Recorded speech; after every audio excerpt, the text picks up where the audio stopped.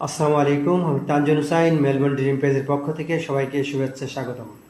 বন্ধুরা, রক্তচাপ স্বাভাবিক থেকে অত্যাধিক বেড়ে গেলে রোগীর ব্লাড ভেসেল, মস্তিষ্ক, কিডনি এবং চোখের মতো গুরুত্বপূর্ণ অর্গানগুলোর উপর চাপ সৃষ্টি করে। ফলে রক্তচাপ অনিয়ন্ত্রিত থাকলে কিছু জটিল রোগ দেখা দিতে পারে, যেমন হৃদরোগ, হার্ট অ্যাটাক, হার্ট ফেলিওর, কিডনির সমস্যা, পেরিফেরাল আর্টারি ডিজিজ অর্থাৎ পায়ে রক্ত চলাচল কমে যাওয়া, যার কারণে গ্যাংগ্রিন হতে পারে, পা পচে যেতে পারে। এছাড়া মস্তিষ্কে রক্ত চলাচল স্বাভাবিক না হওয়ার কারণে বা কম হলে ডিমেনশিয়া নামক রোগ হতে পারে। তো বন্ধুরা, অবশ্যই উচ্চ রক্তচাপ কন্ট্রোল করতে হবে। আর না হলে আপনার নর্মাল হার্ট যদি নর্মাল পাম্প করে, তো সেক্ষেত্রে হার্ট ভালো থাকবে।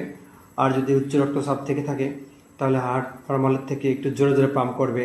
যখন হার্ট জোরে জোরে পাম্প করবে, তখন কি হবে, হার্টের চেম্বারগুলো নষ্ট হয়ে যাবে, হার্টের ভাল্বগুলো নষ্ট হয়ে যাবে, হার্টের ভিতরে যে ব্লাড ভেসেলের ভিতরে এথেরোস্ক্লেরোসিস হবে, অর্থাৎ ব্লাড ভেসেলের মধ্যে প্লাক জমা হবে।